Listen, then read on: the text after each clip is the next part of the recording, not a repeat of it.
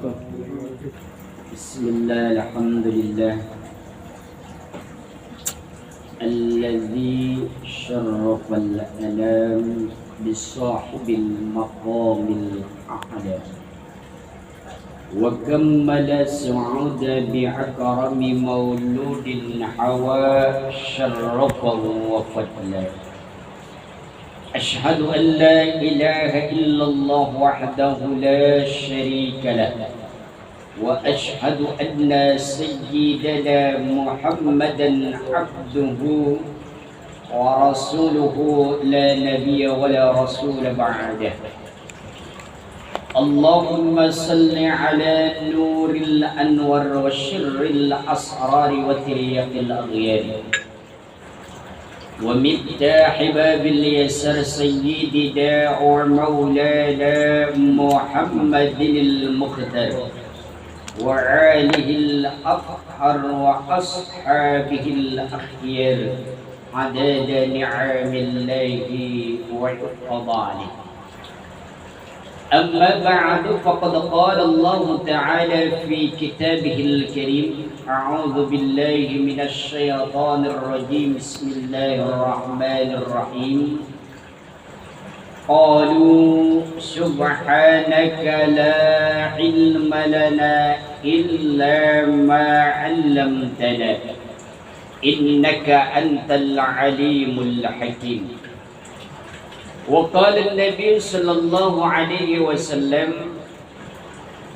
اطلبوا العلم من المعد إلى اللحظ. وقال أيضا: اطلبوا العلم ولو كان بالسين. صدق الله العلي العظيم وبلغ رسوله النبي الحبيب الكريم ونحن على ذلك من الشاهدين والشاكرين والحمد لله رب العالمين. Hadratul Mukarramun wal Muhtaramun, para bapak-bapak wabil khusus sahibul bait keluarga besar Bapak Haryadi, kita doakan mudah-mudahan senantiasa diberikan keberkahan oleh Allah Subhanahu wa taala. Para bapak-bapak yang hadir pada kesempatan malam hari ini yang tidak saya sebutkan satu persatu namanya, namun tidak mengurangi rasa ta'zim dan rasa hormat saya kepada bapak-bapak semua, di mana mudah-mudahan kita senantiasa mendapatkan keberkahan dari Allah Subhanahu wa taala. Amin. Puja sina dan puji syukur kehadirat Allah yang Maha Ghafur. Salawat teriring salam terhatur kepada junjungan alam baginda besar Nabi Yuda Muhammad sallallahu alaihi wasallam, pada keluarganya, para sahabatnya, para tabi'in, dan mudah-mudahan sampai kepada kita selaku umatnya yang insyaallah senantiasa mengikuti itba' akan ajaran dan sunnah-sunnahnya, di mana kelak di yaumil mahsyar nanti kita mendapatkan syafaatul uzma dari beliau. Amin ya rabbal alamin. Hadirin jamaah rahmat Allah Subhanahu wa taala. Baik, kita kembali melanjutkan kajian di dalam kitab Hadhara karya besar Syekhul Imam Utsman Al-Khubawi. Harapan kita mudah-mudahan dalam mengkaji kitab ini kita mendapatkan keberkahan, menambah wahana pengetahuan agama kita, guna semata-mata untuk dekat kepada Allah Subhanahu wa taala. Bismillahirrahmanirrahim. Qala Hatim Al-Asam, dari seorang ulama besar yang bernama Hatim Al-Asam.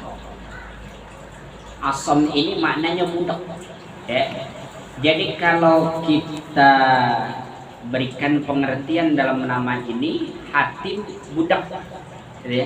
Nggak elok sebetulnya, nggak elok. Seorang ulama dinamai si budak, si bolot berarti, ya. Namun ini ada satu kisah kenapa Hatim ini namanya Al-Asam gelarnya. Beda. Kalau di kita kan para ustad pada dai-dai gonda yang gelarnya pakai gelar jaka sembuh, jaka geledek, Jakarta petir. Makanya di Jakarta. Enggak nyambung. Jangan. Jangan kipas. Ya, tanya gitu. Ini seorang ulama yang diakui keilmuannya. Panggilannya Al-Asom, artinya budak. Nah, sejarahnya Kalau kita al-bolot. bolot, ya itu. Ya. Jadi Pak RT bolot ya. Satu ketika Hatim Al-Asam ini kan namanya seorang ulama, tempat pertanyaan orang. Ada seorang perempuan cakep. Ini perempuan cakep. Kalau cok bahasa Sunda mah bahenol nek kok. Ya, Nenggelis. Nenggelis lah, ya. Ketika sampai di tempatnya Hatim, ini tiba-tiba perempuan yang cakep tadi buang angin, Pak. Buang anginnya gede, suaranya kedengeran. Coba dah bayangin. Ketika misalnya ada warga baru cakep pengen lapor sama Pak RT Joko, ini kan warga baru udah datang laporan sampai ada Joko, tiba-tiba Pak RT ini perempuan cakep warga baru ya mau lapor, dia buang angin kenceng banget, kira-kira Pak RT gimana? Buang angin. Ini perempuan cakep ya, perempuan cakep banget ini. Ketika buang angin gede suaranya, mukanya merah malu. Nah ketika ditanya Tuan Syekh, ini kata perempuan tadi, ini Al-Hasim Al-Asam ini pura-pura budak. Dia Tuan Syekh diem aja. Sampai 3 kali dipanggil, ya Tuan Syekh, baru dia jawab, hah? Apa? Tuan Syekh? Hah, saya? Dia pura-pura budak. Akhirnya perempuan ini merasa, oh berarti saya tadi buang angin segede gitu nggak kedengeran. Semata-mata nutupin rasa malunya perempuan ini, ya, nutupin. Ya bos, kalau ada perempuan beli kue tiba-tiba, aja. Dan jangan diaru-aruin. Hitung-hitung kita niru Hatim Al-Asam. Ya. Akhirnya perempuan ini ngapa? Di hati dia, ya. Alhamdulillah. Ternyata ini Syekh guru besar ternyata budak. Nggak ngedenger. Ya. Terus ketika ditanya, ya, Tuan Syekh tadi 3 kali nggak jawab. Setelah 3 kali nggak jawab, baru dia jawab. Kata dia, ada apa? Nah kata perempuan ini, saya mau nanya. Hah? Saya mau nanya apa? Oh, kata perempuan ini nggak beres nih. Saya mau konsultasi kagak beres ini. Wong Syekhnya ini bolot, nggak ngedenger. Akhirnya dia pulang. Tapi hatinya lega, nggak ada rasa malu. Bahwasanya buang angin segede gitu dia sampai nggak kedengeran sama Hatim Al-Asam. Maka berkembanglah akhirnya satu gelar bahwasanya Hatim dengan gelarnya Hatim Al-Asam. Ini asal mulanya, ya, Hatim Al-Asam. Berkata Hatim Al-Asam, at-tawakkalu ala arba'ati aujuhin. Tawakal ala arba'ati aujuhin, atas 4 wajah, 4 bagian. Tawakkalu alal khalqi, yang pertama adalah tawakal atas makhluk. Wa tawakkalu alal mali, tawakal yang kedua alal mali, atas harta. Wa tawakkalu alan nafsi, dan tawakal yang ketiga atas diri. Wa tawakkalu ala rabbi, dan tawakal yang keempat ala rabbi, atas Tuhan.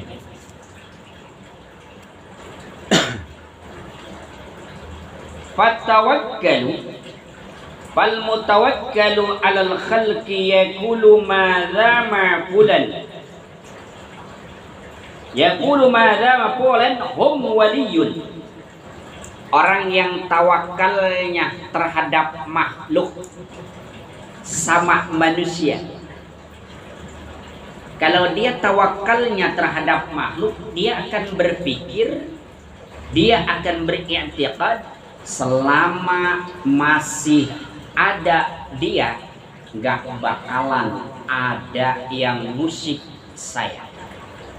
Selama masih ada Pak Guru, tenang aja, pokoknya urusan beres. Itu tawakalnya terhadap makhluk. Ini tawakal yang pertama. Tawakal yang pertama, kita tawakal terhadap makhluk. Bahkan ini tawakal terhadap makhluk, kadang-kadang makhluknya sendiri. Kita mungkin sering dengar kalau ada yang datang ke satu wilayah, pokoknya lo datang aja dah. Kemana? Ke Rawabogo. Kalau udah nyampe ke Rawabogo, bilang aja. Pokoknya kalau udah nyampe ke Rawabogo, bilang nama saya. Bilang nama saya. Kalau udah bilang siapa saya temennya Ustadz Arifin, pokoknya beres. Kagak ada yang bakalan musik-musik. Bilang aja saya. Nah, ini tawakal terhadap makhluk. Tawakal terhadap makhluk. Wa tawakkalu 'alal mali. Dan yang kedua, tawakal terhadap harta. Yaqulu madza mali katsiran wala yadhurruni syai'un. Tawakal terhadap harta. Kita berpasrah diri. Tawakal itu berpasrah diri, musnad, bersandar, bahwasanya selama saya punya harta, tidak ada satupun yang bisa mencelakai saya. Bahkan kadang-kadang kan saklek juga, banyak duit saklek. Jangan macem-macem sama gua dah. Macem-macem sama gua tuh, bila mana perlu pala lu gua beli. Insyaallah pala lu gua bayarin. Insyaallah ini yang tawakalnya berpasrah diri terhadap harta. Dia beriktikad bahwasanya selama dia punya harta, apapun bisa dibeli. Selama dia punya harta, apapun bisa dia raih. Selama punya harta. Ini tawakal yang terhadap harta. Wal mutawakkalu 'alan nafsi. Dan tawakal terhadap diri. Selama diri ini sahihun, sehat. Ini kita kadang-kadang sering dengar juga masalah ini. Selama saya sehat, selama sehat mah apa aja bisa kita kerjain. Kita mau kerja apa, mau cari usaha yang bagaimana, yang penting mah sehat dulu. Semua bisa beres, semua bisa dikerjain, yang penting sehat. Tanpa kita mencantumkan, mengisnadkan, mensandarkan bahwasanya kesehatan itu merupakan amanah dari Rabb, Tuhan semesta alam. Tawakal yang semacam ini bagaimana? Tawakal yang disalahkan. Dan ingat, tawakal yang semacam ini tiga tadi tawakal tadi. Pertama, tawakal terhadap makhluk. Tawakal yang kedua, tawakal terhadap harta. Tawakal yang ketiga, tawakal terhadap diri. Tawakal yang semacam ini adalah tawakal yang menjerumuskan diri, mendekatkan diri kita kepada kemusyrikan. Hati-hati. Ketika kita mengiktikadkan tidak ada satu pun yang bisa membahayakan saya selama dia dekat dengan saya. Tidak ada yang bisa mencelakai saya. Selama saya punya harta, maka saya mampu meraih segalanya. Akhirnya bertuhannya kepada siapa? Bertuhannya kepada makhluk, bertuhan kepada harta, bertuhan kepada diri, kepada kesehatan kita. Nah, tiga ini masuk di dalam kemusyrikan. Nah, musyrik ini ada dua. Ada musyrik khafi, ada musyrik jali. Sementara musyrik yang semacam ini, musyrik yang mendekati kepada musyrik jali. Di atasnya musyrik khafi. Ya, di atas musyrik khafi. Kalau musyrik khafi, musyrik yang bagaimana? Musyrik khafi itu contohnya ini. Ketika sakit kepala, yang ada di pikiran kita apa? Minum panadol. Minum panadol misalnya ya. Tiba-tiba dengan minum panadol tadi kita sembuh sehatnya. Ketemulah tadi. Ya, akhirnya Pak Guru ketemu dengan Pak Arifin, Pak Ustaz Arifin. Pak Ustaz Arifin, Pak Guru, tadi sakit kepala. Oh, saya sudah sembuh minum panadol. Musyriknya? Ada musyrik. Musyrik yang seperti itu, tapi musyriknya musyrik khafi, musyrik yang ringan. Kalau tadi musyrik khafi yang mengarah kepada musyrik jali, musyrik yang memberatkan. Bahkan dalam sebuah hadis Rasulullah sallallahu alaihi wasallam menjelaskan, man 'allaqa mutamimatan faqad asyrak. Barang siapa yang menggantungkan diri terhadap zimat, faqad asyrak, maka sesungguhnya dia telah musyrik. Zimat. Kita misalnya jadi tukang roti, bikin wapak dulu.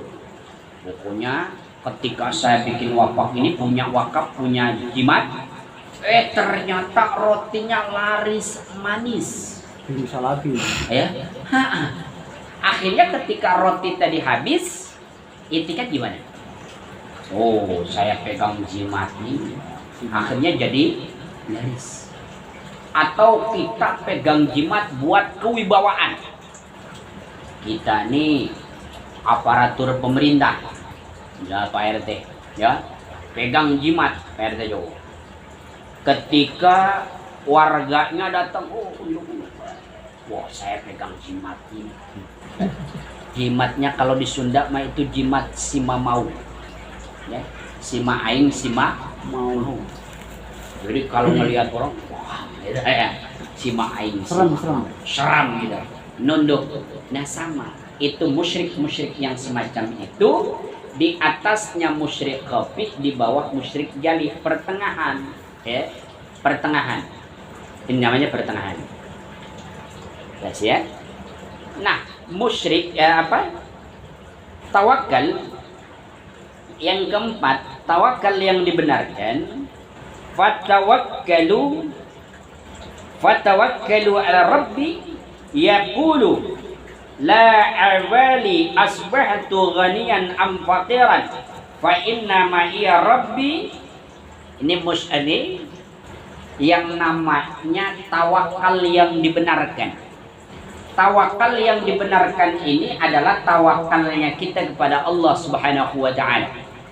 Maka ada dalam hati ini, dalam hati kita ketika kita tawakal kepada Allah Subhanahu wa ta'ala, innallaha ma'ana, sesungguhnya Allah beserta.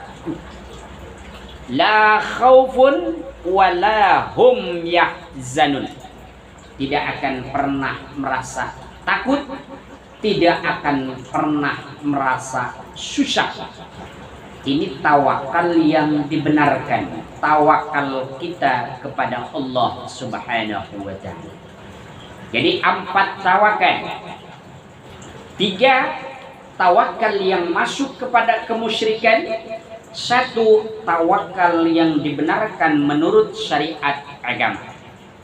Dan yang namanya tawakal seperti tadi yang sudah dipaparkan, tawakal itu berpasrah diri, bersandar hanya kepada Allah Subhanahu wa ta'ala. Maka hati-hati ketika kita bertawakal. Hati-hati ketika kita bertawakal. Jangan sampai tawakal kita masuk di dalam salah satu 3 tawakal yang disalahkan menurut syariat agama. Tawakal hanyalah kepada Allah Subhanahu wa ta'ala. Karena innallaha ma'ana, Allah beserta kita. Allah beserta kita ini kita perlu garis bawahi. Bukan berarti innallaha ma'ana, sesungguhnya Allah beserta saya seperti saya dengan Ustaz Arifin begini. Bukan. Yang dimaksud dalil innallaha ma'ana, sesungguhnya Allah beserta kami. Maksud di sini sama seperti i'tiqadnya Kanjeng Syekh Siti Jenar. Manung aling kaula Gusti. Itu yang disebut sebetulnya innallaha ma'ana. Manung galing kaula Gusti itu innallaha ma'ana. Cuman kita perlu talaah persoalan ini. Yang dimaksud manung galing kaula Gusti innallaha ma'ana ini artinya apa? Di sini kita bisa melihat. Penglihatan ini dari siapa? Allah. Dari Allah. Kita bisa meraba dengan tangan kita. Tangan ini karunia dari siapa? Allah. Begitu pula ketika kita melangkah, kaki ini karunianya Allah Subhanahu wa ta'ala. Bukan zatiyahnya yang innallaha ma'ana. Bukan zatiyahnya yang manunggalin kaula Gusti, tapi sifatnya. Maka ada af'al, ada sifat, ada asma. Diperbolehkan yang 3 ini. Tafakkaru fi ayatillah. Fi ayatillah ini masuk di dalam kategori yang 3 tadi. Fil ismi wal af'ali. Ya, dalam sifat, dalam af'al, dalam asma. Wala tatafakkaru fi dzatillah. Jangan kita berpikir tentang zatnya Allah. Maka innallaha ma'ana itu bukan berarti kita ini bersama-sama dengan Allah. Ada perbedaan. Kita kupas perbedaannya. Contoh begini. Allah wujud. Sedikit tauhidnya. Allah wujud tidak? Wujud. Kita wujud. Wujud. Allah wujud, kita wujud. Bedanya Allah wujud, kita wujud apa? Kan wujud itu artinya ada. Nah sekarang Allah wujud karena merupakan sifatnya Allah adalah sifat wujud. Kita wujud. Mana perbedaannya ketika Allah wujud, kita wujud itu bedanya di mana? Kalau kita bisa dilihat. Ya, Allah Bisa dilihat. tidak bisa dilihat. Dengan mata. Nah, kalau tidak bisa dilihat, wujud bukan? Misalnya Pak RT tidak ada di sini. Pak RT ada mana? Nggak kelihatan di sini. Ya, wujud tidak? Tidak, namanya gaib karena tidak terlihat oleh mata, tidak teraba oleh tangan. Namanya gaib. Sementara di sini wujud. Allah wujud, kita wujud. Nah, di sini ya, kalau Allah wujudnya ya, wujudnya Allah ini wajibul wujud. Ya, wujudnya Allah itu wajibul wujud. Mana tandanya, bukti otentiknya Allah itu wujud dan wajibul wujud? Khalaqas samawati wal ardi wa ma bainahuma. Allah ciptakan langit, Allah ciptakan bumi, wa ma khalaqa bainahuma, dan antaranya langit dan bumi termasuk kita makhluknya. Ya. Jadi datianya walaupun wujud tetap tidak akan mampu melihat. Wong Nabi Allah Musa alaihi salam aja tidak mampu. Ya. Nabi Allah Musa ini terkenal dengan gelarnya apa? Gagah perkasa. Gagah perkasa, terus kalimullah, yang mampu berbicara dengan Allah. Tapi bicaranya Nabi Allah Musa alaihi salam dengan Allah bukan bicaranya seperti begini, bukan. Jangan salah. Karena kalau bicara begini mah berarti tahu oh jenis kelaminnya. Sementara kan Allah bukan laki-laki, bukan perempuan, banci bukan banci, bencong bukan bencong. Allah tidak berjenis. Ya, Allah. Dan Allah tidak berarah. Kadang-kadang kita ada yang sembarangan. Ya, ada yang sembarangan. Pak RT, gimana keadaannya? Katanya sakit Pak RT Joko. Ya, saya mah serahin aja sama yang di atas. Salah apa benar nih?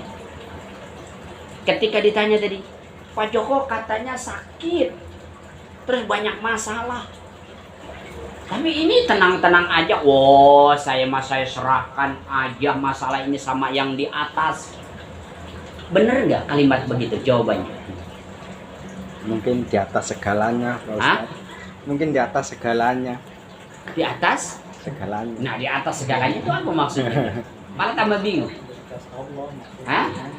Nah, hati-hati. Ya. Allah itu tidak berarah. Kalau jawabannya terserah yang di atas, berarti Allah di atas. Ingat, Allah tidak berjihad. Allah tidak di atas, Allah tidak di bawah, Allah tidak di kiri, Allah tidak di kanan. Lantas kenapa kita sholat? Kalau kita sholat harus menghadap ke arah barat, kulon. Apa Allah berarah di situ? So, tauhidnya sedikit nih, ya. Kemarin kan kita ngaji enteng-enteng aja ini. Ya. Kenapa kita sholat harus menghadap ke arah kiblatnya ke barat ke sana? Bukan juga. Kiblat, arah kiblat itu kan arah Ka'bah. Arah Ka'bah. Emang Allah ada di Ka'bah? Enggak juga, ada sesuatu yang ada sesuatu yang apa di Ka'bah itu sehingga membuat umat Islam sholatnya menghadap ke Ka'bah itu. Nah, sesuatu itu apa? Nah, Pak Ustadz yang tahu itu sesuatu itu. Ya. Antara dulu. Ya. Adapun kita sholat, ya. Kenapa nih kita sholat ya? Jangan diputar-putar dah dulu ya, nanti malah bingung ntar ya. Kita sholat menghadap ke arah kiblat, ya, menghadap ke arah Ka'bah, karena ini perintah. Perintahnya siapa? Perintahnya Allah. Sebelum adanya Ka'bah Baitullah, menghadapnya kemana? Baitul Ma'mur dulu. Baitul Maqdis selanjutnya. Nah, baru terus Baitul Ma'mur. Baitul Ma'mur diangkat menjadi kiblatnya para malaikat. Terus di sini digantikan Baitul Maqdis. Nah, itu. Nah, itu perintahnya Allah. Nah, kita misalnya sholat, perintah Allah, sholat kita menghadapnya harus menghadap ke arah ember. Ya. Ikut ya? Kalau Allah yang nah itu. Jadi bukan Allah itu berarah adanya di Ka'bah, bukan.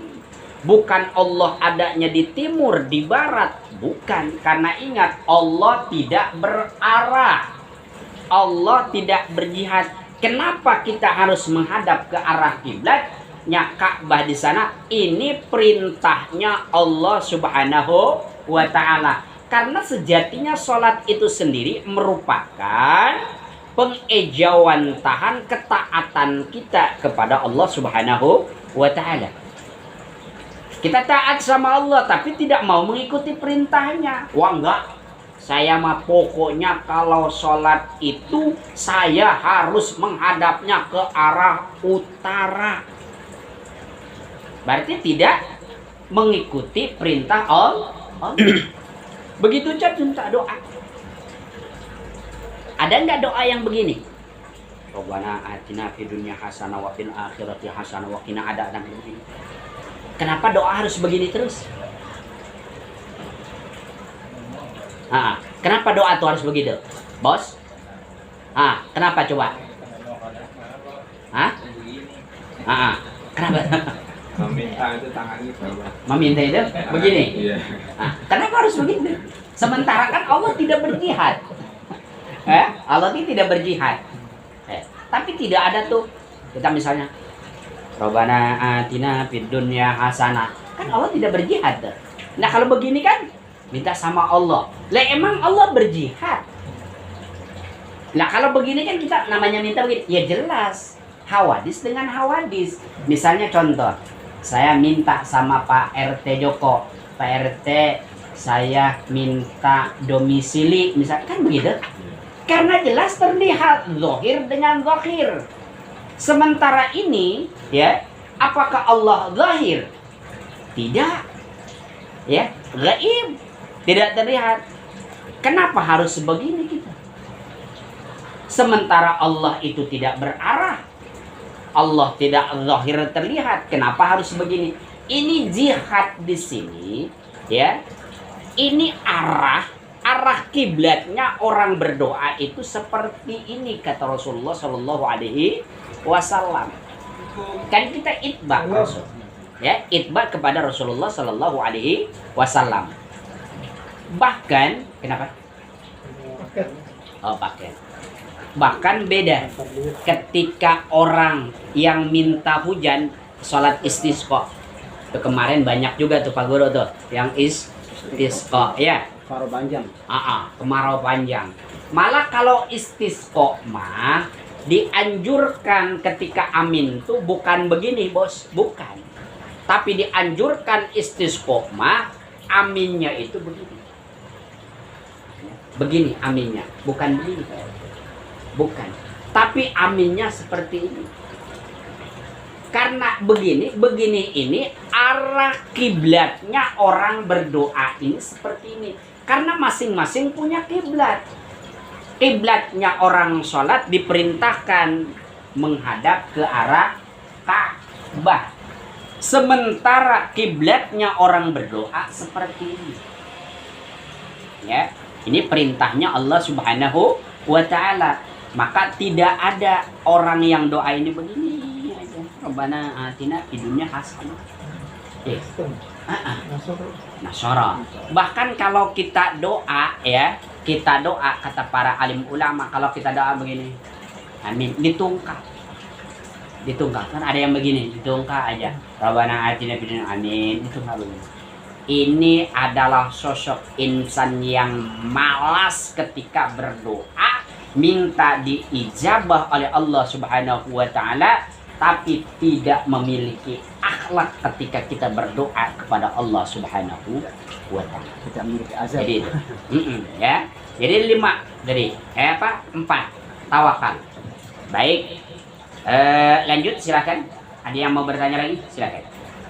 Nah, Ini kalau tadi Allah tidak kiblat ini arah Mi'raj. Kenapa waktu Isra Mi'raj itu Nabi harus ke Sidratul Muntaha ke atas langit? Jadi sana ke tempatnya Allah gitu. Tempat sananya Allah. baik ya. Ketika peristiwa Isra wal Mi'raj, ya, itu bukan Allah bertempat di sana, bertemunya. Bukan Allah ada di Sidratul Muntaha, bukan. Hanya tempat bertemunya di Sidratul Muntaha. Itu pun ada hijab. sampai-sampai malaikat Jibril alaihissalam. Malaikat Jibril ini kan duta wahyu, ya. Kalau apa-apa 6.666 ayat itu malaikat Jibril yang menyampaikan. Jadi bukan berarti Allah itu ada di Sidratul Muntaha, hanya tempat bertemunya di situ. Seperti bagaimana ketika Allah berfirman kepada Nabi Allah Musa alaihissalam kan di Bukit Tur Sina, seperti itu. Apakah Allah ada di Bukit Tur Sina? Tidak. Begitu juga ketika Allah bertemu dengan baginda Rasulullah Sallallahu Alaihi Wasallam, itu bukan Allah bertempat. Maka ini ada beberapa kalangan, ya. Saya tidak menyebut ini seorang asatid atau kiai. Kita tentu pernah membaca ayat, ya, Innallah ar-Rahmanu alal arsyis tawa. Ar-Rahmanu Allah alal arsyis tawa itu berada di aras. Ini memaknainya berada di aras. Kita ingat dalam memaknai Al-Quran, ya, ini ada tafsir, ada makna, ada takwil. Antara takwil, tafsir berbeda, terjemah berbeda. Itu kalau yang kita sering pada punya mungkin ya, tafsir Quran, ya, itu bukan takwil, hanya tafsir, ya, terjemahan, ya, bukan ini, hanya terjemahan itu. Antara terjemahan dengan tafsir berbeda, pendekatan. Nah, kita kasih contoh begini, ya, bedanya antara tafsir dan terjemah. Alhamdulillahi Rabbil Alamin. Dalam terjemahnya, segala puji bagi Allah, zat yang menguasai alam ini. Selesai sudah. Itu terjemah. Masuk kepada ranah tafsir. Kalau tafsir, Alhamdulillahi Rabbil Alamin, baru di sini dibagi. Alhamdulillah. Puji qadim alal qadim, puji qadim alal hadis, puji hadis alal qadim, puji hadis alal hadis. Karena alhamdu ini, ya, alhamdu ini terdiri daripada kalimat isim, ya, kalimat isim. Maka maknanya di sini dari makna dulu diambilnya, segala puji. Kalau segala satu apa banyak? Banyak, makanya segala. Baru nanti masuk pada ranah tafsir setelah terjemah. Makna tadi, maknanya hanya mencakup segala puji bagi Allah. Selesai sudah. Masuk dalam kategori tahlil dan tafsir. Di tafsir ini, maka segala itu apa? Ditafsirkan segala itu. Berarti segala di sini bukan pujian satu, puji yang 4. Puji qadim alal qadim, puji qadim alal hadis, puji hadis alal qadim, puji hadis alal hadis. Puji yang 4. Ini namanya ismul istidrak. Ya, puji yang 4 ini namanya ismul istidrak. Puji yang 4, puji yang 1 meliputi pada puji yang 4. Mana puji qadim alal qadim? Allah memuji kepada dirinya. Ana Allah, aku adalah Allah. La ilaha illa ana, tidak ada Tuhan selain aku. Ini namanya puji qadim alal qadim. Puji qadim alal hadis, Allah memuji kepada hambanya siapa yang iman, yang takwa. Para nabi, para rasul dipuji oleh Allah karena ketakwaannya, karena keimanannya. Yang ketiga, puji hadis alal qadim. Ini kita muji kepada Allah al-qadim. Dalam sholat, subhanallah, subhanallah, subhanallah. Muji nggak? Muji, maha suci Allah, maha suci Allah, maha suci Allah, maha suci Allah. Ini namanya puji hadis alal qadim. Ya, maha suci Allah, maha suci. Ini puji hadis alal qadim. Puji yang keempat, puji hadis alal hadis. Contoh misalnya, Pak Karyadi bager orangnya ya, bager orangnya, dia mah berehan, sering sedekah dia mah. Hah? Oh naon tadi kan dipuji begitu. Ini namanya puji hadis alal hadis. Manusia memuji kepada manusia. Nah, puji yang 4 ini kembali kepada satu kalimat, alhamdulillahirabbil alamin. Jangan sampai kita ketika dipuji misalnya ya, oh bos Samikin mah ya baik banget orangnya, dia mah suka ngasih saya roti, terus kalau saya nggak punya duit saya dikasih duit, oh saya, nah gitu kan. Maka kembali kepada lafaz alhamdulillahirabbil alamin. Alhamdulillahirabbil alamin ini di sini mewakili sejatinya diri kita ini siapa. Tanpa pertolongan Allah maka kita tidak mampu berbuat apapun. Adanya malam hari ini kita bisa duduk, kita bisa ngaji bareng, baca Yasin bareng di sini. Emang ini kekuatan dari kita. Ini dari Allah, kudrat iradahnya. Contoh misalnya ya, ketika dari asar udah siap nih, Pak RT Joko pokoknya udah siap, saya mau ngaji kata Peru. Dari maghrib udah siap, Isya, sholat Isya buru-buru. Tiba-tiba selesai sholat Isya, buka pintu rumah, tujuannya mau ngaji, tiba-tiba gublang jatuh kena vertigo. Bisa ngaji nggak? Nggak bisa.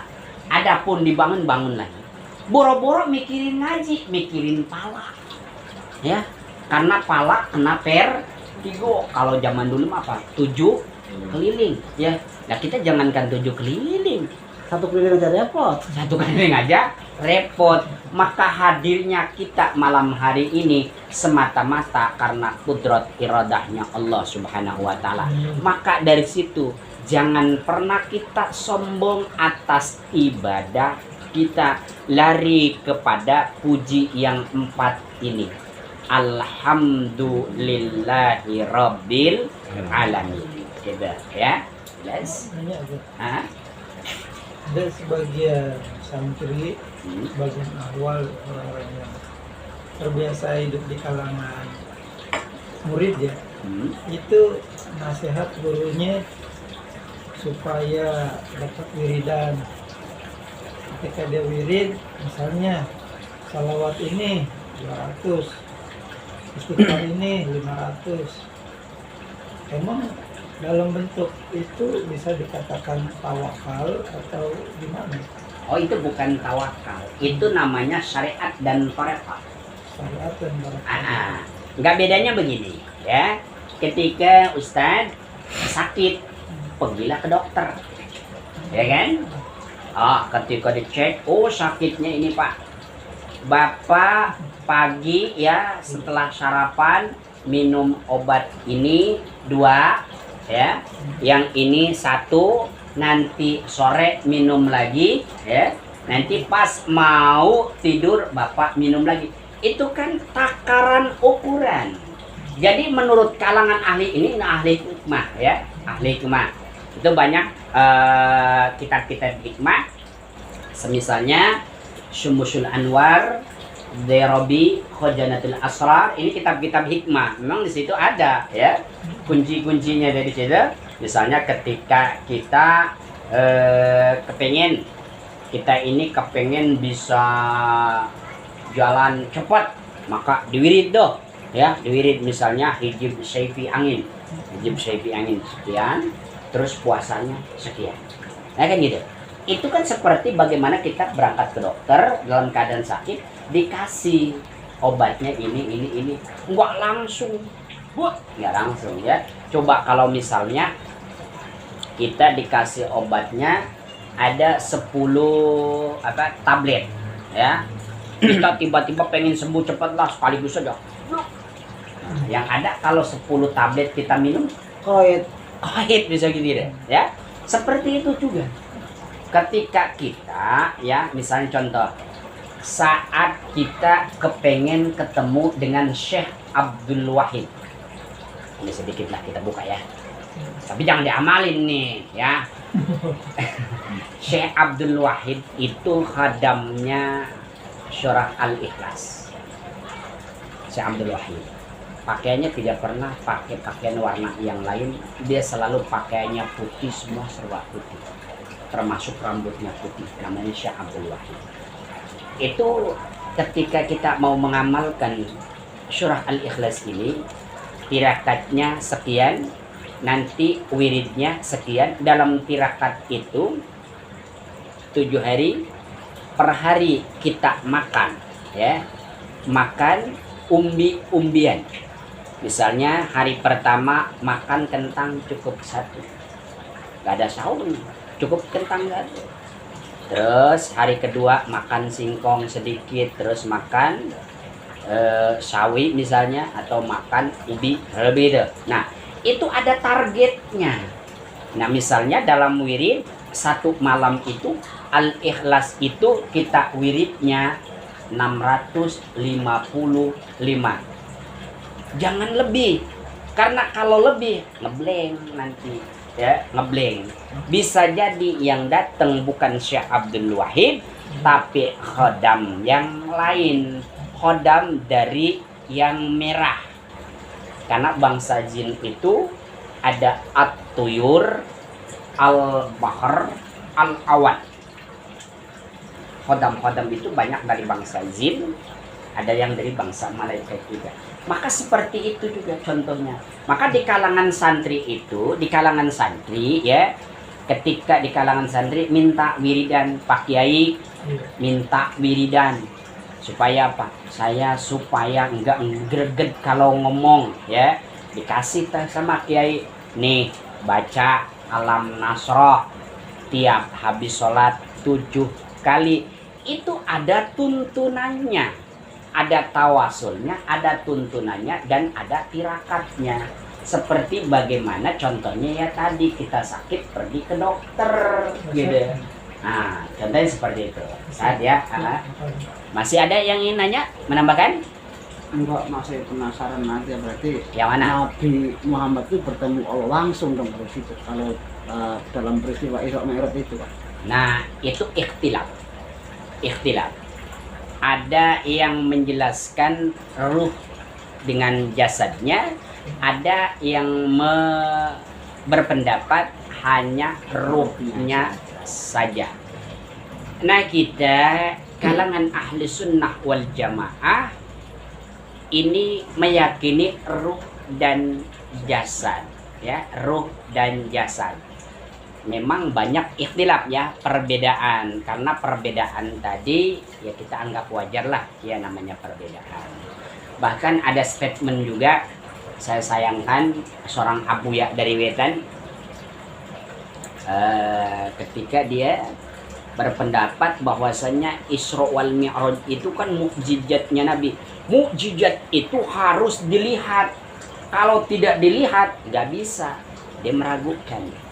Nah kalau kita meragukan Isra wal Mi'raj ya, meragukan Isra wal Mi'raj, tapi bukan berarti apa ruhnya apa jasadnya, itu mah tidak jadi masalah. Pak Guru misalnya meragukan, emang iya Nabi Isra wal Mi'raj, bohong itu, awas syahadat lagi, murtad hukumnya ya. Murtad itu ada 3, ada murtad akwal, ada murtad i'tiqad, ada murtad fi'li. Nah ini murtad i'tiqad ketika kita tidak mengakui bahwasanya Nabi di Isra dan di Mi'rajkan ya di sini. Nah kalau hanya kita bertanya apakah ruh, apa jasadnya, apa ruh dan jasadnya, itu mah tidak masuk dalam kemurtadan. Hanya itu mah perbedaan pendapat di kalangan para mufasir ya, di kalangan para mufasir. Siapa mufasir? Ya ulama juga, berpendapatnya berbeda-beda. Nah sementara bagaimana sikap kita? Sikap kita kalangan ahli sunnah wal jamaah nih kita ya, kita meyakini bukan hanya sekedar ruh yang saat itu di Isra wal Mi'raj kan, tapi jasad dan ruh. Ya, jasad dan ruh. Dan kendaraannya adalah buruk. Buruk itu kendaraannya ahli surga. Kenapa namanya bukrok? Itu buruk itu diambil dari kalimat barokah, barokah artinya. Ya, jadi itu. Ya, gitu. Cukup? Apa masih ada yang mau nanyakan? Pak RT? Cukup? Bos? Ngantuk. Antum. Beda, kita cukupkan ya. Mudah-mudahan ada hikmah dan manfaatnya. Amin. Dan kita mampu mengejawantahkan apa yang kita dapatkan malam hari ini. Bukan hanya sekedar kita dengar, tapi kita amalkan. Allahumma salli ala sayyidina Muhammad bil awwalin wal akhirin wa barik wa sallim. Wa radiyallahu tabaraka ta'ala an kulli sadatina ashabi rasulillahi ajma'in. Alhamdulillahi rabbil alamin hamdan syakirin hamdan naimin hamdan yuwafi ni'amahu wa yukafi'u mazidah. Ya Rabbana lakal hamdu kama yanbaghi li wajhikal karim wa li'azimi sultanik. Allahumma salli wa sallim ala sayyidina Muhammad wa ala alihi wa sahbihi wa barik wa sallam. Allahumma ighfir lana dhunubana wa liwalidayna warhamhuma kama rabbawna shighara. Rabbana taqabbal awsil shawaba ma qara'nahu min surat yasin wa ma halalna wa ma sabbahna wa ma astaghfarna wa ma sallaina ala nabiyyina al-mustafa Muhammadin sallallahu alaihi wasallam wa nahushu hususan suma ila ruh al-madhkur wa nakhusu khususan suma ila ruh alladzina yukbaruna fi qaryati rawabugha wa fi qaryati kemejing. Allahumma ghfir lahu warhamhu wa'afihi wa'fu anhu. Allahumma ghfir laha warhamha wa'afiha wa'fu anha. Allahumma ghfir lahum warhamhum wa'afihim wa'fu anhum wa anjur rahmat wal maghfirata min ahli al-qubur wa min ahli la ilaha illallah Muhammadur Rasulullah sallallahu alaihi wasallam. Ya ayyatuhan nafsul mutmainnah irji'i ila rabbiki radiyatan marradiyah wadkhuli fi ibadi wadkhuli jannati. Rabbana atina fid dunya hasanah wa fil akhirati hasanah wa qina adzabannar. Sallallahu ala Muhammad wa ala alihi wa sahbihi wa barik wasallam. Alhamdulillahi rabbil alamin. Assalamualaikum warahmatullahi wabarakatuh.